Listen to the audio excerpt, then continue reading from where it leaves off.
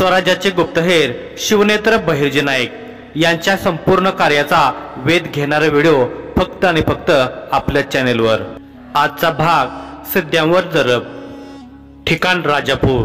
8 September 1657। Raghunath Pant हे सिद्धी असे नमणार नाहीत। आता त्यांनी तह केला आहे, स्वराज्य आणि कोकणवासियांना त्रास देणार नाही असं कबूलही केलं आहे। तरी त्यांच्यावर विश्वास कसा ठेवायचा? मला वाटतं राजांकडून नव्या दमाची सैन्य तुकडे मागवून घ्यायला हवी। कायमचा बंदोबस्त करू सिद्ध्यांचा, संभाजी पाटील म्हणाला। तो रघुनाथ बल्लाळ सबनीस यांच्या समक्ष उभा होता। 3 दिवसापासून तिसऱ्यांदा त्याने तोच सल्ला दिला होता। संभाजी रिकाम्या हाती जाणं मलाही रुचत नाही, परंतु राजांचा आदेश आहे माघारी परत येण्याचा। आपण त्या सिद्धी लोकांना किनाऱ्यावर हाकलून दांडा राजापुरीवर ताबा मिळवला असला तरी 1 महिना जंजिऱ्यावर लढताना सैन्याची बरीच हानी झाली आहे। राजांना वाटतंय सिद्ध्यावर तुर्तास इतकी जरब पुरेशी आहे, रघुनाथ बल्लाळ म्हणाले। रघुनाथ बल्लाळ यांच्या नेतृत्वाखाली सैन्याने राजापुरीत छावणी उभारली होती। ते आता परतीच्या मार्गावर होते। आजची रात्र काढून उद्या सूर्योदय होताच सैन्य स्वराज्याची वाट धरणार होते। तसे दांडा राजापुरी आता स्वराज्याशी जोडले गेले होते। 2 महिन्याच्या या मोहिमेत सिद्ध्यांना मराठी सेनेने चांगलेच जेरीस आणले होते। जंजिरा किल्ला सोडल्यास आसपासचा किनारी भाग स्वराज्याशी जोडला गेला होता, परंतु 1 महिना सतत जंजिरा किल्ल्यावर हल्ला चढवल्याने मराठी सैन्याचे अत्याधुनिक आर्थिक नुकसान झाले होते। आता तुम्हीही जाऊन विश्राम करा आणि ते मोरोबा त्यांना मला प्रांतकाळी भेटायला सांगा। खरं तर त्यांच्यामुळेच आपल्याला योग्य रणनीती आखता आली। त्यांना आवर्जून माझा निरोप द्या, रघुनाथ बल्लाळ म्हणाले। जी पंत संभाजी पाटलाने होकार दिला आणि तो रघुनाथ पंतांच्या तंबूतून बाहेर पडला। सैन्य माघारी परतल्यामुळे संभाजी पाटलाचा हिरमोड झाला होता, तसे त्याचे कारण भावनिक होते। युद्ध प्रसंगी सिद्ध्याने त्याचा पुत्र रामाजीचा क्रूर अंत केला होता। तो सैन्याच्या प्रथम तुकडीचे नेतृत्व करत सिद्ध्यांवर तुटून पडला होता। मोठा पराक्रम गाजवत त्याने सिद्ध्यांची पिछेहाट केली होती, परंतु सिद्धी जाफरने मोर्चा सांभाळत रामाजीला घेरून त्याची हत्या केली होती। एवढ्यावरच न थांबता रामाजीच्या मृतदेहाला भाल्याने भोसकून डोळे काढले होते। संभाजी तंबूतून बाहेर आला आणि मोरोबांना निरोप देण्यासाठी तो त्यांच्या तंबूकडे जाऊ लागला, परंतु चिलमेच्या गंधाने त्याची पावले जागीच थांबली।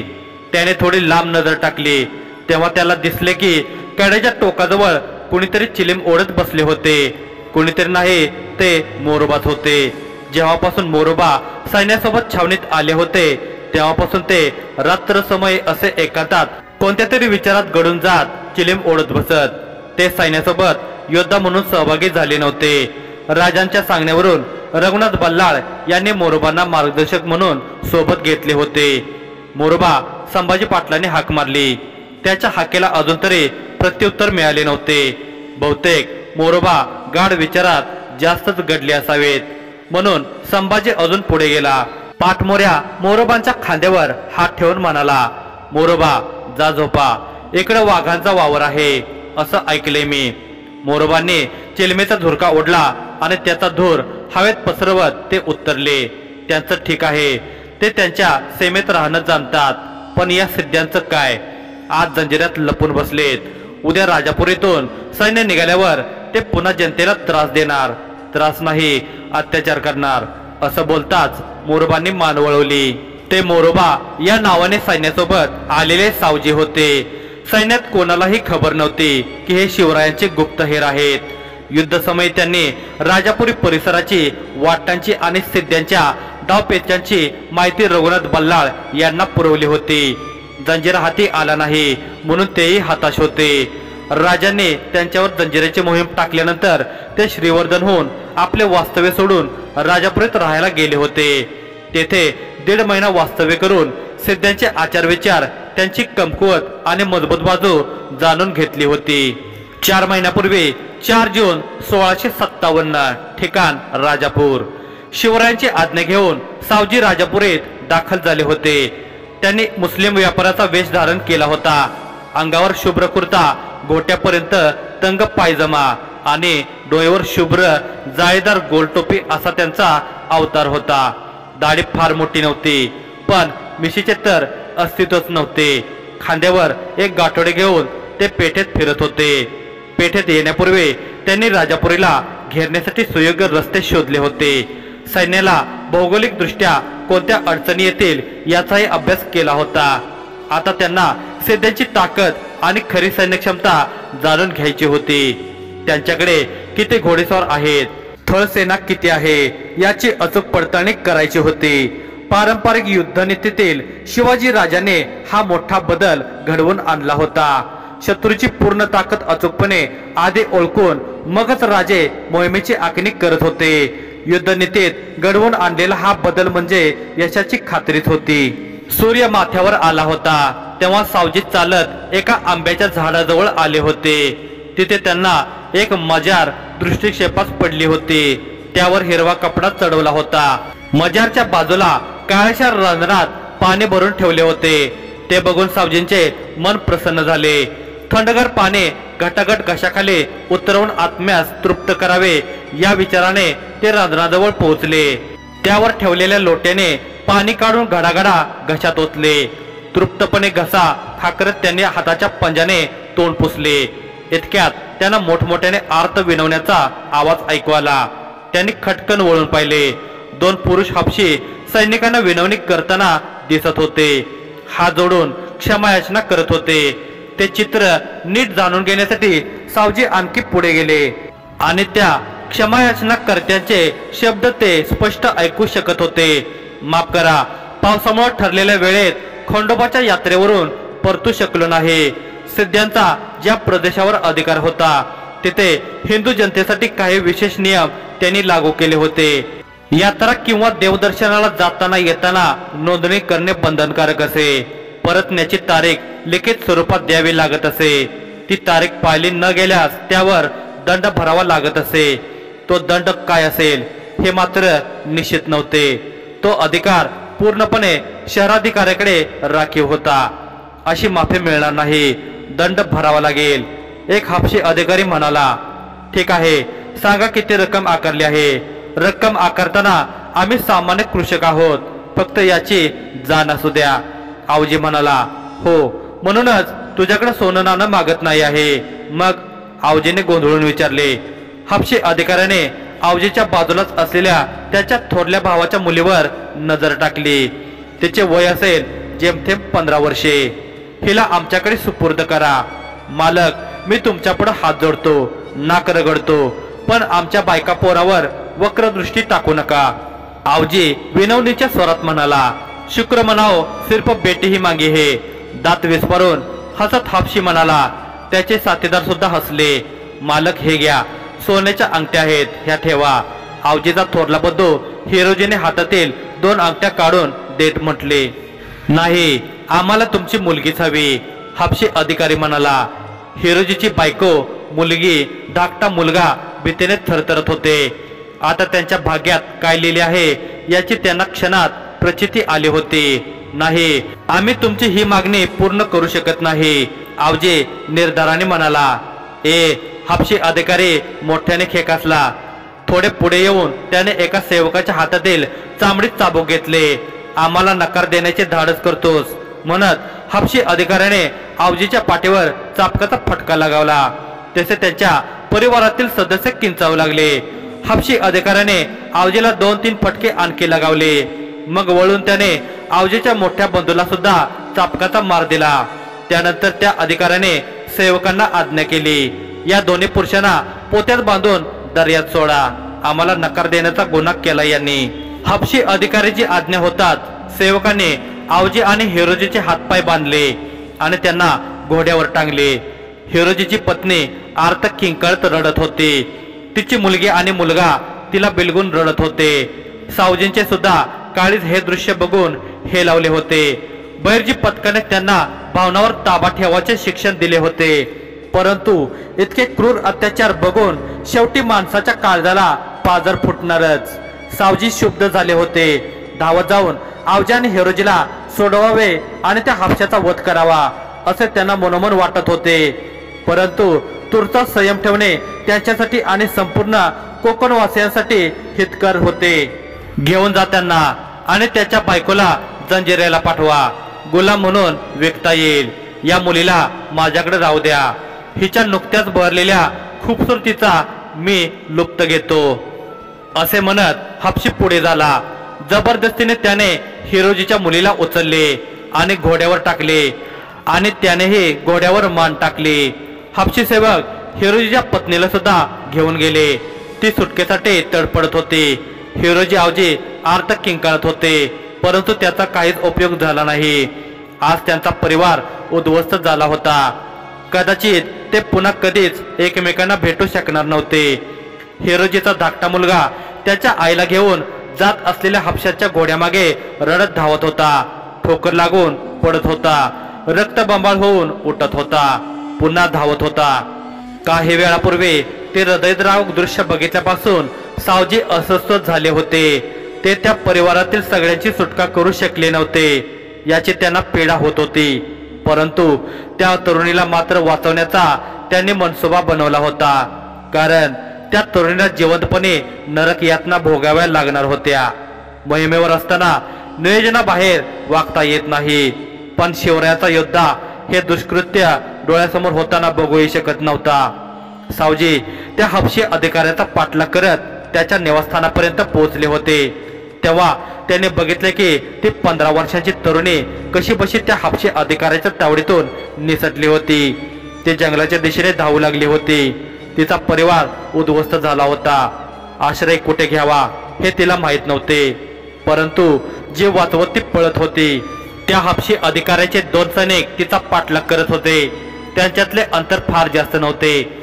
तिच्या अनवाणी पायाला जखमा झाल्या होत्या, परंतु तिला त्याची पर्वा नव्हती. ती आता एका विशाल वटवृक्षाच्या आडोशाला लपून उभी राहिली होती. तिच्या श्वासांचा वेग वाढला होता. जास्त वेळ धावल्याने धाप लागली होती. ती तशीच खोडाला पकडून खाली बसली होती. तिला ग्लानी येत होती, पण भानावर येत ती आजूबाजूला बघत होती. तिला शुद्ध हरवून चालणार नव्हते. ते सैनिक तिला या रानात सहज शोधू शकत होते. आता तर ते तिच्याजवळ पोहोचले होते. ते तिला बघणार इतक्यात वायुवेगाने आलेल्या 2 खंजिरे त्यांच्या पाठीत घुसल्या होत्या. त्या सैनिकाने वळून बघितले. समोर सावजी उभे होते. ते सैनिक काही पवित्रा घेणार इतक्यात त्यांचे पाय कमकुवत झाले आणि ते धाडकन जमिनीवर पडले. सावजींच्या खंजिरीने त्या दोन्ही सैनिकांच्या पाठीत खोल रुतून त्यांच्या फुफ्फुसांना निकामी केले होते. सावजी आता पुढे गेले तसे त्यांना ती तरुणी बेशुद्ध अवस्थेत पडलेली दिसली होती. सावजींना बाजूला माडाचे झाड दिसले. मग त्याने माडाचे पाणी तिच्या चेहऱ्यावर शिंपडले. त्या तरुणीने हळूच डोळे उघडले. समोर सावजींना बघून ती क्षणभर दचकली. उठून पळून जाण्याचा प्रयत्न करू लागली. तेव्हा सावजीने तिला थांबवले. घाबरू नकोस, तुझा पाठलाग करणाऱ्या सैनिकांना मी ठार मारला आहे. सावजींचे वाक्य ऐकून त्या तरुणीने वडाच्या झाडामागे वळून पाहिले. तिला ते 2 सैनिक निश्चित पडलेले दिसले आणि तिच्या चेहऱ्यावर समाधान झळकले. तिने एक निश्वास सोडला. सावजीने तिला माडाचे पाणी प्यायला दिले. तिच्या पायातील जखमावर रुईची पाने बांधली. आपण कोण आहात काका? ईश्वर तर नाही ना? त्या तरुणीने चाचरत विचारले. नाही, ईश्वर नाही, मनुष्यच आहे. सावजी स्मित हास्य करत म्हणाले, तुमच्याप्रमाणे कोणी माझ्या परिवारालाही हापशांच्या तावडीतून वाचवलं असतं तर माझी आई मला परत मिळाली असती. परिवाराच्या आठवणीत ती ढसाढसा रडू लागली होती. सावजीने तिच्या डोक्यावर हात ठेवला. रडू नको बाळा, जीवन हे वर्तमान आहे, याचा स्वीकार कर. माहित आहे तुझ्यासाठी किती कठीण आहे ही परिस्थिती, पण तुला जे झालं ते विसरून आधी तुझी आत्मरक्षा करायची आहे. इथे तू जास्त वेळ अशी शोक करत बसू शकत नाहीस. तुला इथून लवकरात लवकर निघावं लागेल. पण कुठं जाऊ मी काका? राजापुरीत राहिले तर हबशी माझा जीव घेतीलच. ती तरुणी पुन्हा रडू लागली. मग राजापुरीमधून बाहेर पड. पण बाहेर कुठं जाऊ? मी सांगतो, राजापुरीतून बाहेर पडल्यास तुला एक दर्गा दिसेल. तिथं गेल्यावर एक वृद्ध फकीर बाबा दिसतील, त्यांना भेट. सय्यद आसिफ अली खान यांनी आश्रय देण्यास सांगितलं आहे असं सांग. ते तुला सुरक्षित स्थळी पोहोचवतील. सावजीने तिला जिवंत राहण्याचा मार्ग सुचवला होता. ती तरुणी सावजींना निरखून पाहत होती. कदाचित तिला सावजीवर विश्वास बसत नव्हता. विश्वास ठेव, खर तर मीच तुला सुरक्षित ठिकाणी घेऊन गेलो असतो, परंतु तुर्तास माझं राजापुरीत त्याही पेक्षा महत्वाचं कार्य आहे. त्या तरुणीजवळ सावजींच्या शब्दावर विश्वास ठेवण्याखेरीज दुसरा मार्ग नव्हता. मालिक, खरं सांगतो, माझ्याकडे दुसरा मार्ग नव्हता, सावजी म्हणाले. सिंधू सागराने चारही बाजूने वेढलेल्या अभेद्य अशा जंजिरा किल्ल्यात सावजींना कैद करून आणण्यात आले होते. त्यांचे हात साखळ दंडाने पाठीमागे बांधले होते. गळ्यात एक वर्तुळाकार चक्र होते, ते आतल्या बाजूने धारदार होते. त्यांनी सुटण्यासाठी धडपड केल्यास ते चक्र त्यांच्या गळ्याच्या नसा केव्हाही कापू शकत होते. सावजी सावध होते. ते मान खाली घालूनच उभे होते. त्यांच्या समक्ष सरदार सिद्दी फता खान होता. तो रंगाने काळा कुट्ट होता. त्याच्या डोक्यावर गोलाकार पगडी होती. कानाच्या पुढे काळ्या कुरळ्या विरळ केसांचे कल्ले दिसत होते. ओठांचा आकार किंचित फुगीर होता. हनुवटी अरुंद आणि बोथट होती, परंतु शरीरयष्टी धिप्पाड होती. भारतीय पुरुषांपेक्षा उंची काहीशी जास्तच होती. हात लांबलचक होते. एका कापडाची सलग शिवण असलेले शुभ्र आणि त्यावर हिऱ्यांची नक्षी असलेले वस्त्र त्याने परिधान केले होते. गळ्याभोवती जाडजूड सुवर्ण साखळ्या होत्या. तो हिरव्या मलमलच्या आसनावर बसला होता. त्याच्या बाजूला त्याची म्यानबंद तलवार आडवी ठेवली होती. हापशी दरबारात आपली तलवार कमरेतून काढून आपल्या आसनावर ठेवत असत. त्यामागचा त्यांचा हेतू कदाचित त्या तलवारीला आसन देणे हा असावा. सावजींवर 2 हापशी सैनिकांची हत्या करण्याचा आरोप लावण्यात आला होता. कदाचित आता त्यांना क्रूर शिक्षांना सामोरे जावे लागणार होते. ज्या क्षणी काही सैनिकांनी सावजींना मृत सैनिकांच्या पार्थिवाजवळ पाहिले, त्याच क्षणी शिक्षा देण्यात आली असते. परंतु त्यांनी त्यांचे नाव सय्यद आसिफ अली खान सांगितल्याने त्यांना राजापुरीवरून जंजिरात आणण्यात आले होते. सरदाराने सैनिकांच्या हत्येमागचे कारण विचारल्यास त्यांनी ती हत्या फक्त आत्मरक्षणासाठी केल्याचे सांगितले होते. मालिक, मी ओरडून ओरडून सांगत होतो, मी तुमचा शत्रू नाही. मी कुण्याही तरुणीला वाचवलं नाही. तरी ते सैनिक ऐकून घेण्याच्या मनस्थितीतच नव्हते. त्यात ते सैनिक 2 आणि मी एकटा म्हणून त्यांचा घात केला. सावजींनी स्पष्टीकरण दिले. तरी सुद्धा तुला सजा मिळणार. सरदार क्रोधाने ओरडला. याचे परिणाम वाईट होतील. सावजी निर्भीडपणे म्हणाले. आम्हाला धमकी? तेरी इतनी जुर्रत? सिद्ध्यांच्या राज्यात या जंजिरा मेहरूब किल्ल्यात येऊन आमच्या समोर बोलण्याची आजवर कुणाची हिंमत झाली नाही. सरदाराचा तिळपापड उडाला होता. जंजिरा मेहरूब हे जंजिरा किल्ल्याचे सिद्ध्यांच्या भाषेतील नाव होते. त्या किल्ल्याला ते त्यांचे राज्य समजू लागले होते. असे असले तरी ते विजापूरचे मांडलिकच होते. धमकी नाही मालिक, अदब से कह रहा हूं. तुम्ही चुकीच्या व्यक्तीला सजा देत आहात. एक तर मी 5 वेळची प्रार्थना करणारा मुसलमान आहे. अनेक श्रीमंत व्यापारी, तेही विजापूरचा. विजापूरचे नाव ऐकून सरदार काहीसा दचकला. त्याने आधीपेक्षा शांत स्वरात विचारले, व्यापाराचा परवाना आहे का तुझ्याजवळ? सिद्दी फताखानाच्या वाक्यावर स्मित करत सावजींनी कुर्त्याला हात लावला.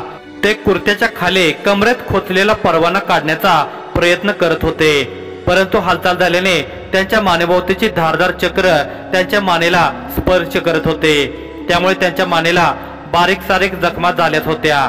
सावजींना परवाना काढताना अडचण होत असल्याचे पाहून एक सैनिक पुढे आला. त्याने सावजींच्या कुर्त्याखालून तो परवाना काढला आणि सरदाराला दिला. सरदाराने तो मजकूर डोळ्यासमोर धरला. पांढऱ्या कापडावर काळ्या शाईने त्यात लिखाण केले होते.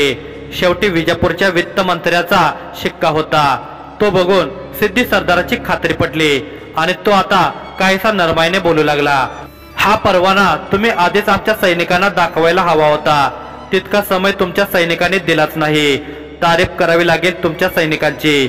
अत्यंत कर्तव्यनिष्ठ आहेत, सावजी म्हणाले. सावजीच्या तोडून आपल्या सैनिकांची प्रशंसा ऐकून सिद्धी सरदार संतोषला होता. दरबारातील एकूण वातावरण बघता सावजी आता क्रूर शिक्षेच्या सावटातून बाहेर आले होते. पुढच्या क्षणी सरदाराने शिपायांना अरबी भाषेत आज्ञा केली, साखळ दंडातून मुक्त करा त्यांना आणि आपला विशेष परवाना देऊन जंजिरा आणि दांडा राजापुरीत व्यापार करण्यास अनुमती द्या. ही सावजींची रणनीती होती. समुद्राच्या मधोमध असलेल्या जंजिऱ्यात प्रवेश मिळवण्यासाठी त्याने जाणूनबुजून स्वतःला राजापुरीत कैद करवले होते। आदिलशाहीचा बनावटी परवाना त्यांनी या मोहिमेवर येण्याआधीच प्राप्त केला होता। आता त्यांची खरी मोहीम सुरू झाली होती। जंजिऱ्यात त्यांना विशेष अधिकार मिळाला होता, किंबहुना त्याने तो मिळवला होता। त्याचा लाभ घेत त्यांना जंजिरा किल्ल्यासंबंधी इत्थंभूत माहिती गोळा करायची होती। अर्धा मैल लांबीचा, 1.5 मैल परिघाचा आणि 19 बलदंड बुरुजांनी वेढलेला असा मजबूत दुर्ग होता जंजिरा मेहरूब। सावजी आता त्याचे निरीक्षण करत किल्ल्यावरील पेठेत आले होते। ते आजूबाजूला भरभर आपली चोरटी नजर फिरवत होते। सैनिकांच्या पहाऱ्याची जागा लक्षात ठेवत होते। काहीतरी पुटपुटत होते। कदाचित ते सर्व गोष्टी स्मरणात ठेवण्यासाठी एखादे काव्य बनवत असावेत। ते काव्य सतत पुटपुटून त्यात आणखी ओळी जोडत असावेत। कागदावर नोंद न करता अचूक विश्लेषणासाठी ही क्लुप्ती कारगर होती। ते आता पेठेतील एका सराफाच्या दुकानासमोर आले होते। दुकानाबाहेरच उभे राहून त्यांनी पेठेतील सैनिकावर नजर फिरवली होती। दुपारचा समय असल्याने पहारा थोडा शिथिल होता। तसा हा पहारा आंतरिक सुरक्षेसाठी होता। दर्ग्याच्या सुरक्षेसाठी बुरुजावर आणि परकोटावर सैनिक तैनात होते। सावजी थेट सराफाच्या दुकानात शिरले। त्यांना बघून सराफ उठून उभा राहिला। हात जोडून शांत मुद्रेने सावजी उर्फ सय्यद आसिफ अली यांचे स्वागत केले। सावजींची नजर त्या सराफाच्या चेहऱ्यावरच खेळली होती। ते त्याच्या चेहऱ्यावर लपलेलं दुःख सहज पाहू शकत होते। काय हवंय महाशय? सराफाने विचारले। काही नाही, मी विजापूरहून आलोय। इथं व्यापार करायचा आहे। मला माहिती प्राप्त झाली आहे की तुम्ही तुमच्या दुकानात अव्वल दर्जाचं सोनं विक्रीसाठी ठेवता। अशा सोन्याला भारतात चांगली मागणी आहे। सावजी म्हणाले, होय, तुम्हाला मिळालेली माहिती अगदी योग्य आहे। आम्ही आमच्या मालात कसलीच भेळ करत नाही। तसा आमचा माल हा थेट पर्शियातून येतो। सराफ म्हणाला, वा, छान, पण इकडून पर्शियात जो माल निर्यात होतो तो या सुवर्णापेक्षा अधिक मौल्यवान आहे, नाही का? सावजी डोळे बारीक करून बघत म्हणाले, म्हणजे तुम्हाला नेमकं म्हणायचं काय आहे? जंजिऱ्यातून अरब आणि पर्शियाला मसाले आणि हिऱ्याची निर्यात होते। तुम्ही त्याबद्दल बोलत आहात का? सराफाने गोंधळून विचारले। अजिबात नाही, त्याही व्यतिरिक्त मौल्यवान काही असू शकतं। सावजी म्हणाले, काय? इथल्या मुली? सावजीचं उत्तर ऐकून सराफ दचकला। आजूबाजूला बघून त्याने सावजींना दुकानात अजून आत येण्यास सांगितले आणि कळवळा करून विचारू लागला, तुम्ही जाणता त्या निर्यातीबद्दल? म्हणजे पर्शियाला कुठं निर्यात केली जाते आणि तिथून पुढे कुठे? सराफ बराबरा प्रश्न डागत होता। सगळं जाणतो, पण तुम्ही का जाणून घेण्यास इतके उत्सुक आहात? सावजीने मुद्दाम विचारले। उत्सुकता नाही शेठ, व्याकुळता आहे। माझ्या पुत्रीला मला परत घेऊन यायचं आहे। मला माहित आहे ते शक्य नाही, पण शक्य आहे। सराफाचे वाक्य मध्येच कापत सावजी म्हणाले, कसं? मी तुम्हाला तुमची पुत्री परत आणून देईन, सावजी म्हणाले।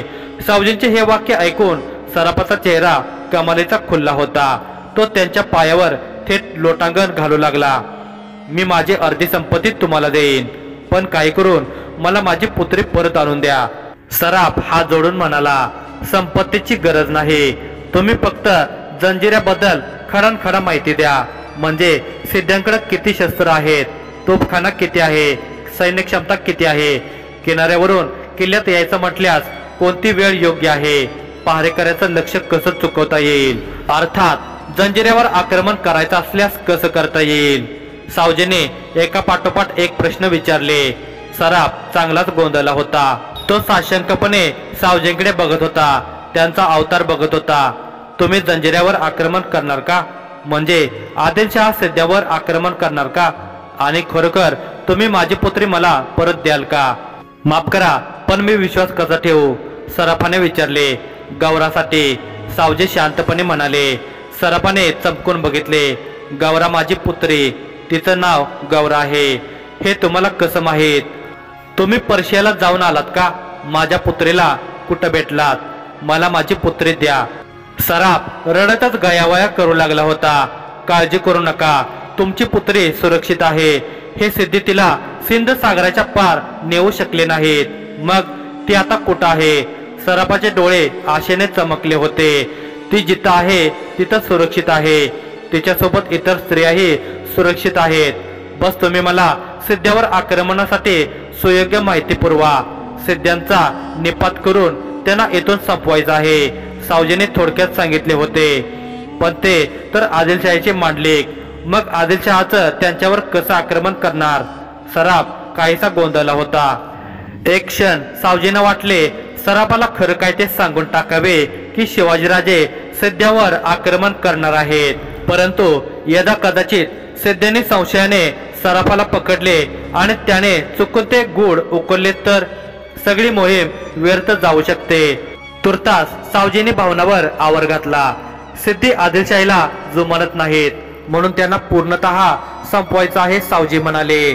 ठीक आहे, मी तुम्हाला सगळं काही सांगतो, सराफ म्हणाला। एकेकाळचे गुलाम आहेत हे सिद्धी। बहामनी साम्राज्याच्या कालखंडात शांना अरबस्थानला लागून असलेला अबसिनिया मधून आणलं होतं, तेव्हा त्यांना अरब अल अबश असं म्हणत, तेच हे आजचे हबशी। त्यांना सय्यदीही म्हणत, म्हणजे सिद्धी। ते धाडशी वृत्ती आणि चिवटपणा या अंगभूत गुणामुळे बहामनी साम्राज्यात उच्च पदावर पोहोचले। इतकंच नाही तर त्यांनी आपल्या देश बांधवांना भारतात बोलावून आपली संख्या वाढवली। मग त्यांनी आपली स्वतंत्र वसाहत सुरू केली। या वसाहतीला हाफसान असं म्हटलं जायचं। हाफसानची इतर सीमा म्हणजे कुंडलिका नदी, दक्षिण सीमा सावित्री नदी, पूर्व सीमा मानगाव किंवा महाड आणि पश्चिम सीमेवर 40 मैलाचा सागरी किनारा। यांचा हा परिसर डोंगरी, जंगली आणि दलदलीचा असल्यानं त्यांच्यावर आक्रमण करणं सहज शक्य नव्हतं। मग पुढं बहामनी साम्राज्यातून आदिलशाही, निजामशाही, कुतुबशाही, इमादशाही विभाजित झाल्यावर हे हबशी निजामशहाचे मांडलिक झाले। खरं तर जेव्हा ह्या अभेद्य जंजिऱ्याची स्थापना झाली तेव्हापासून त्यांचा कोकणावर अधिकार वाढला। जंजिऱ्यामुळं त्यांची शक्ती द्विगुणित झाली होती। जंजिऱ्याचा हा किल्ला उभा राहण्याआधी इथं रामाऊ कोळी पाटलाचा मेंढेकोट होता, ज्याची निर्मिती लाकडापासून केली गेली होती। अरबी आणि मलबारी दर्यावर्दीपासून आपल्या वस्त्यांची सुरक्षा व्हावी म्हणून हा मेंढेकोट बनवण्यात आला होता। निजामशहाचा सुभेदार मलिक अहमदानं या मेंढेकोटावर हल्ला केला, परंतु तेव्हापासून हे बेट अजिंक्य राहिलं होतं। म्हणून मलिक अहमदानं परिमल खान आणि काही सिद्ध्यांना घात करून हे बेट ताब्यात घेण्यास पाठवलं। त्यांनी रामावला आपण सुरतेला जाणारे व्यापारी असल्याचं सांगितलं आणि एक दिवस विश्रांतीसाठी आश्रय मागितला। त्या बदल्यात तुम्हाला मनसोक्त मद्य दिलं जाईल असं आमिषही त्यांना दाखवलं होतं। रामावचा इथंच घात झाला। त्यांना मनसोक्त मद्य प्राशन करवल्यावर पेटाऱ्यात लपलेल्या सिद्धी सैनिकांनी सगळ्यांच्या गर्दना छाटल्या होत्या। वस्त्यामध्ये बेधुंद कत्तल केली आणि हा राजापुरीचा मेंढेकोट ताब्यात घेतला होता। त्यानंतर या ठिकाणी मजबूत जलदुर्ग उभारण्यात आला होता। हा जंजिरा मेहरूब महाशय, हा दुर्ग अभेद्य आहे, तेव्हा सुद्धा होता आणि आता सुद्धा आहे। सराफाने थोडक्यात माहिती दिली होती। मग याला जिंकण्यासाठी कोणताही मार्ग नाही का, सावजीने विचारले। खरं तर नाही, पण जर किनाऱ्यापासून सिद्ध्यांचा संपर्क तोडला तर? सावजींचे डोळे आशेने चमकले। त्यांनी तत्परतेने विचारले, जंजिऱ्याचा किनारपट्टीपासून किती दिवस संपर्क तोडल्यावर सिद्ध्यांना आपण वटणीवर आणू शकतो? म्हणजे किल्ल्यातला अन्नधान्याचा साठा किती आहे? 2 वर्ष सहज पुरेल इतका, सराफाने सांगितले। फार मोठा काळ आहे। सावजींची किंचित निराशा झाली होती। होय, सिद्ध्यांना नमवण्यासाठी शेवटपणानं लढा द्यावा लागेल, पण यदा कदाचित आपल्या सैन्याचा संयम संपला आणि त्यांनी दुर्गावर आक्रमण करण्याचा विचार केला तर आपल्या सैन्याची प्रचंड हानी झाल्याशिवाय राहणार नाही, सराफ म्हणाला। का? दुर्गाला मोठमोठे असे 22 बुरुज आहेत। 2 बुरुजामधील अंतर 70 हातांचं आहे आणि त्यावर 514 तोफा चढवल्या आहेत। त्यात एक तोफ अशी आहे जिचं वजन 22,000 किलोच्या आसपास आहे। ही तोफ खूप लांब पल्ल्याचा मारा करू शकते। हल्ला करून या किल्ल्यात प्रवेश करणं अवघड आहे, कारण या किल्ल्याचा प्रवेशद्वार दूरवरून निदर्शनास येऊ नये अशी विशेष रचना करण्यात आली आहे। त्यामुळं जेव्हा किल्ल्यावर चढाई करण्यासाठी शत्रू जवळ पोहोचू लागतो तेव्हा त्याच्या जहाजावर तोफांचा बडीमार होतो आणि एकाच वेळी सैन्यासकट जहाजही पाण्यात बुडतात. सराफाने सांगितले. असा किल्ला स्वराज्यात हवाच. सावजी पुटपुटले. काय? सराफाला स्पष्ट ऐकू आले नव्हते. काही नाही, मला सांगा, किल्ल्यावर सैन्य क्षमता किती आहे? सावजीने सावरत विचारले. जवळजवळ 2000. पण सैन्य क्षमता कमी असली तरी किल्ला जिंकणं अवघड आहे का ते मी तुम्हाला स्पष्ट केलंच आहे. बस, मला जी माहिती होती ती मी तुम्हाला दिली आहे. आता तरी मला माझ्या पुत्रीबद्दल सांगा. सराफ म्हणाला. धैर्य ठेवा. खरंच मला तुमच्या भावनांशी खेळायचं नाही, पण इतक्यात मी तुम्हाला कसलीही माहिती देऊ शकत नाही. विश्वास ठेवा, तुमची पुत्री माझ्या पुत्रीसारखी आहे. तिला कसलीही इजा होणार नाही याची मी हमी देतो. सावजीने सराफाला आश्वस्त केले होते. सराफाकडून सावजींना बरीच माहिती मिळाली होती. आता त्यांना थोडे दिवस जंजिऱ्यात राहून सिद्ध्यांच्या मानसिकतेचा अभ्यास करायचा होता. त्यांच्या युद्ध शैलीबद्दल जाणून घ्यायचे होते. मग त्यानंतर छत्रपती शिवाजीराजांना सगळी माहिती पुरवून जंजिऱ्यावर आक्रमण करण्यासाठी योग्य दिवस निवडायचा होता. ठिकाण राजापूर. 8 सप्टेंबर 1657. 1.5 महिन्यापूर्वी घडलेला भूतकाळ मोरबा उर्फ सावजींच्या डोळ्यांसमोरून तरळून गेला होता. सराफाकडून माहिती घेतल्यावर आणखी काही दिवस ते किल्ल्यावर राहिले होते. सिद्ध्यांच्या सैन्याची संख्या, तोफखाना यांची पडताळणी करून त्यांनी राजांसमोर मोहिमेची आखणी ठेवली होती. राजांनी सिद्ध्यांच्या या मोहिमेवर शूर योद्धा रघुनाथ पंत बल्लाळ यांना पाठवले होते. परंतु सावजींना जे टाळायचे होते नेमके तेच घडले होते. रघुनाथ पंताच्या सैन्याने सिद्ध्यांच्या तावडीतून कोकणचा भूभाग जिंकून घेतला असला तरी अधिक आक्रमक होऊन त्यांनी जंजिऱ्यावर हल्ला केला होता. तेव्हा किल्ल्यावरील 514 तोफांचा मारा झाल्याने सैन्यास क्षती पोहोचली होती. जिंकूनही मराठी सेना हरली होती. समुद्रातील अशा शत्रूवर विजय मिळवण्यासाठी आरमाराची गरज होती. बहुतेक ही बाब छत्रपती शिवाजीराजांच्या लक्षात आली असावी, म्हणून त्यांनी सैन्यास माघारी बोलावले होते. पुढील काही दिवसात छत्रपती शिवाजीराजे परंपरागत युद्ध नीतीपेक्षा वेगळा विचार करत बहिर्जी पथकासारखाच आणखी एक नवा इतिहास घडवून एका महान जलसेनेची स्थापना करणार होते. मोरोबा आपल्या विचारातून बाहेर आले आणि त्यांनी आजूबाजूला पाहिले. त्यांच्यापर्यंत निरोप घेऊन आलेला संभाजी पाटील केव्हाच तिथून निघून गेला होता. सावजीने पुन्हा समोरील गर्द अंधारलेल्या कड्यावर नजर टाकली. मग त्याच्या बुंद्यावर आदळणाऱ्या सागराच्या फेसा लाटावर कटाक्ष टाकत पुटपुटले. आम्ही पुन्हा येणार आणि तेव्हा सिंधू सागरावर मराठ्यांचा भगवा ध्वज फडकवणारच.